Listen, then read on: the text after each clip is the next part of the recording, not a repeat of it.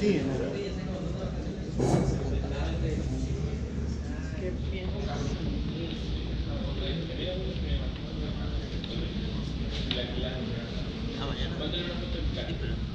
Ahí está, ¿no?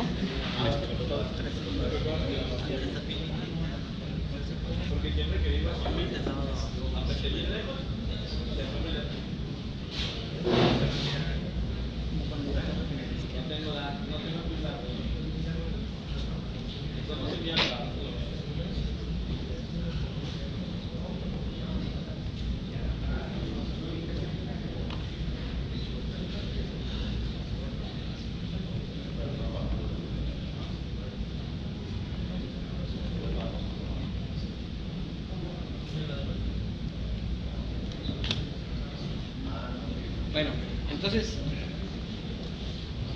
entonces el tema que continúa pues ya son todos los antecedentes del capítulo de diseño por sismo, porque créanme que el hecho de construir un espectro resulta relativamente sencillo. Lo importante es entender por qué llegamos a ese tipo de espectros. Como ya dijimos, el espectro de diseño no es más que un envolvente de los espectros, pero de cualquier forma, para poder entender la versión 2015, pues hay que pasar por las versiones anteriores. Entonces ahorita voy a hacer rápidamente un resumen de esas versiones anteriores, explicando cuál es el objetivo, cuáles son los alcances, las limitaciones que tiene una norma de diseño. Entonces el objetivo del capítulo de diseño por sismo es reducir la pérdida de vidas humanas y afectación a la población por la ocurrencia de sismos severos, así como evitar las interrupciones del proceso de operación de las instalaciones del sector energético e industrial. Establecer los niveles de intensidad sísmica y seguridad estructural para la República Mexicana y fijar los requisitos mínimos para el diseño sísmico de estructuras y obras civiles para que sean capaces de resistir. Y aquí es donde empiezo mi concepto filosófico. Dice, tiene que resistir sismos de poca intensidad sin daño. Probablemente alguna grieta, algún elemento no estructural, pero debe de resistir completamente. Sismos moderados sin daño estructural, pero posiblemente con algún daño a los elementos no estructurales. Y un sismo fuerte por daños a elementos estructurales y no estructurales sin llegar al colapso. Esa es la filosofía de diseño de las normas mexicanas, que sí se permiten daños, pero el objetivo es que no colapsen. El problema está en que si una estructura queda muy dañada, como el caso que les presenté de algunas construcciones pues que son de nivel económicamente alto, en realidad hay que reconstruirla completamente. Entonces, ¿qué sentido tiene permitirle un daño para después tener que reconstruirla? Yo digo que nosotros deberíamos de eliminar este concepto, que es un tema que ya estoy tratando de negociar con la comunidad científica y sobre todo la que se encarga en ese tipo de cuestiones. Fíjense que una de las grandes ventajas que he tenido a lo largo de estos últimos años es que he podido interactuar pues, con los grandes investigadores de México, de la UNAM, en el que hemos podido interactuar, tenemos muy buena relación, hay muy buena relación con todos ellos, y creo que esto puede llegar a ser un concepto que eliminemos.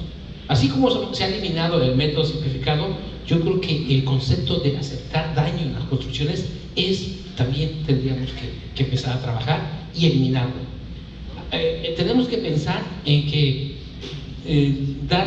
gastar un poco más al principio nos da la certeza de que puede ser que reparemos y solo pintemos y no que tengamos que reconstruir.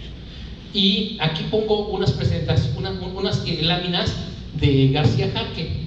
¿Sí? Él hizo esta presentación en el 2005 y me parece muy interesante porque hace un resumen de los diferentes montos de una construcción, en donde pone que para 3 torres diferentes el porcentaje del monto de la construcción para la cimentación pues se encuentra entre el 6%, lo que costaría la cimentación.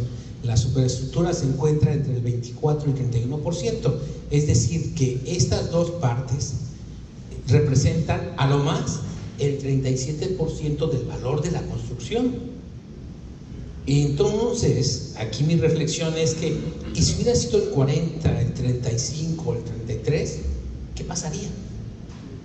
pues a lo mejor se reduce el costo de un piso de cantera, ¿no? Y ponemos un piso más local. Pensar en gastar poco en la parte de la superestructura de cimentación pone en riesgo todo lo que ponga de valor elevado. Entonces, yo creo que sobre todo en construcción, el hecho de tratar de conservar o guardar o de reducir montos en la cimentación y superestructura no tiene sentido. Debe hacer todo lo contrario, reforzar. Otro ejemplo también es un teatro en donde del 100% de la construcción resulta que el 33% representa la cimentación, la estructura metálica y la cubierta. Si se dan cuenta, nuevamente es una tercera parte del costo de la construcción, y sin embargo estamos tratando de reducir al máximo el costo en la estructura. Otro ejemplo, y aquí me pareció muy interesante, a lo mejor es exagerado, pero me parece muy interesante esta reflexión. Dice que la parte oscura es lo que representa los elementos resistentes, y más o menos representa de esta construcción el 50% del área total.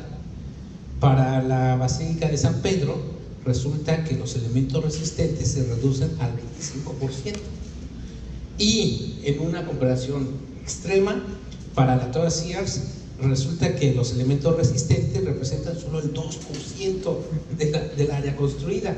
Es decir, que conforme va pasando el tiempo tendemos a hacer todavía más pequeñitos los elementos, y yo creo que es un riesgo, y lo vimos claramente en los siglos que pasaron en el 2017.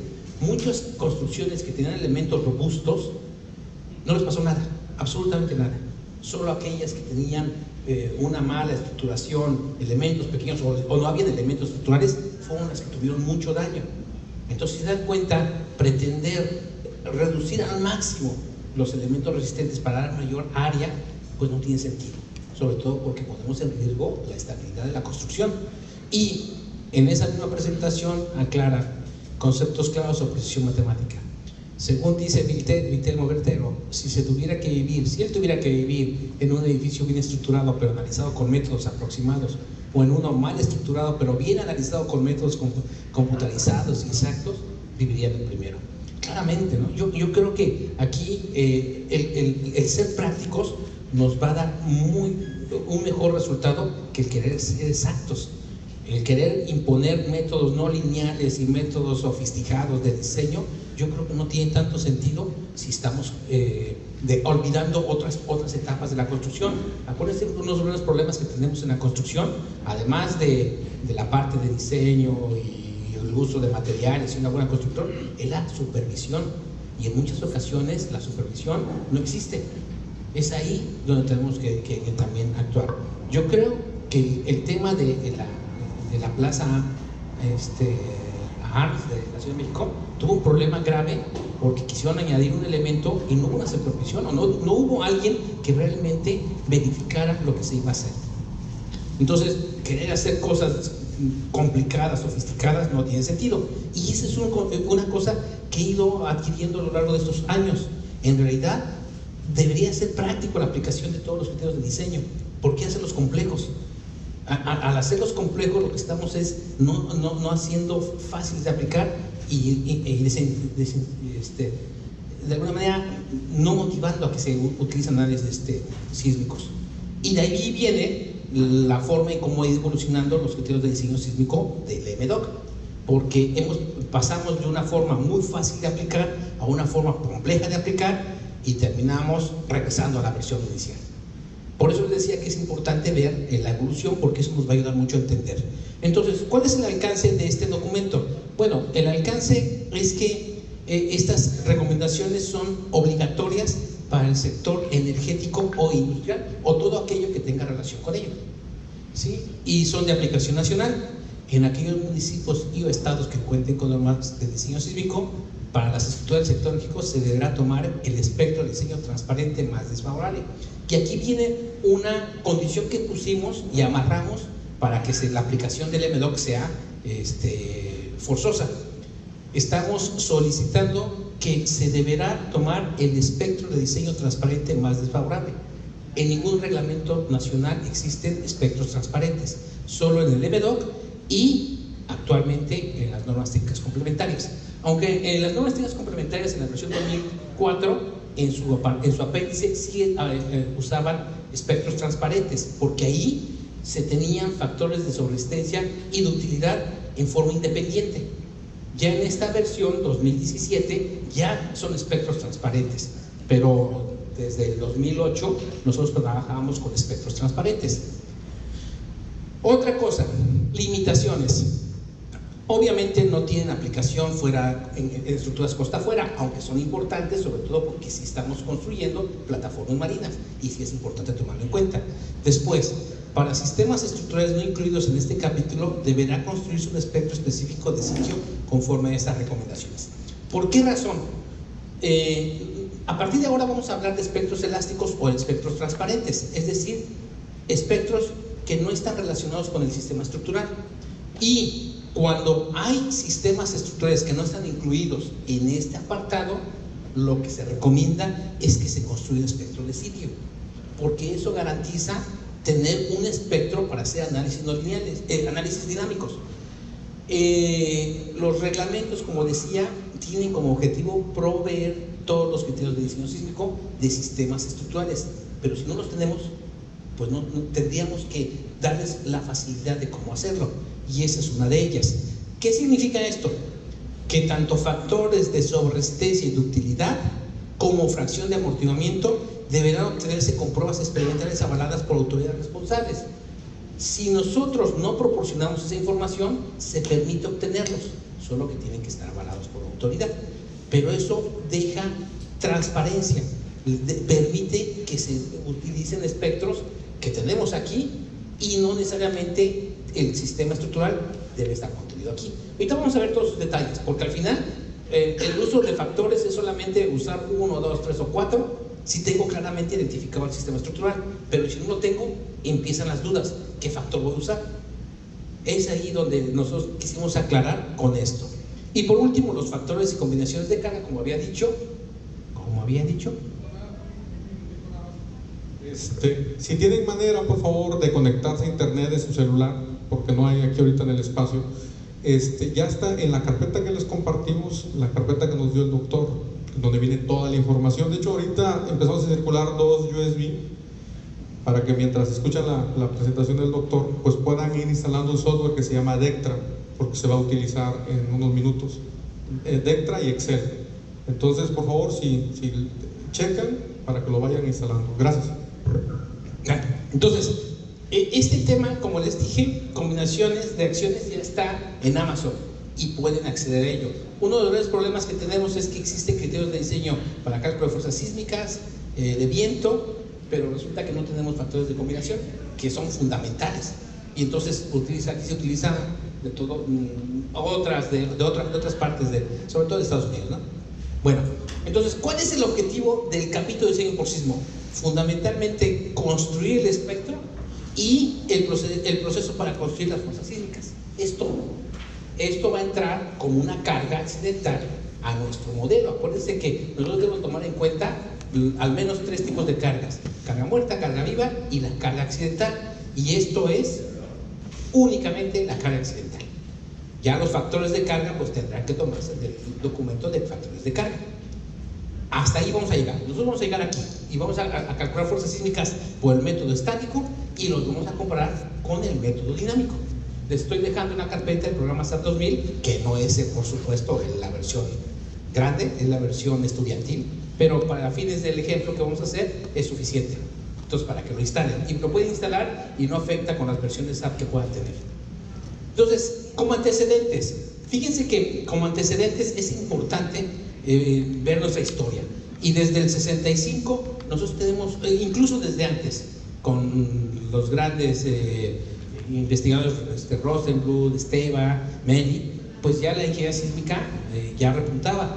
En el 65 hay una tesis del ingeniero Roberto Duque, que conoce aquí nuestro amigo Roberto, en donde aparece, fíjense, una regionalización sísmica, obviamente trabajada con, creo que es Esteban y Rosenbluth. Y en esta imagen, si se dan cuenta, ya tenemos 4 zonas: la zona de baja sismicidad y la zona de alta sismicidad. En esta ocasión siguen los contornos de los estados. pero más o menos tiene sentido con la actual sismicidad que tenemos. En la versión 81, que es la que formalmente sale para CFE, ya existe una estructura como la manejamos actualmente, es decir, tenemos una caracterización o clasificación de las construcciones según su destino, una regionalización sísmica ya modificada, ya no son estados, sino ya es una regionalización sísmica, una clasificación del terreno, que es algo interesante porque pareciera que lo que estamos proponiendo ahora es algo innovador. Sin embargo, desde los 60s o desde los 80s, 70s, 80s, ya se tenía este concepto de caracterizar dinámicamente el terreno.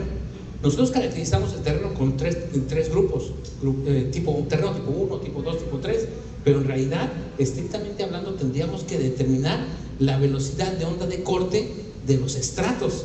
Eso es lo que dice desde el 81 y nadie lo hace. Tenemos el concepto de coeficiente sísmico.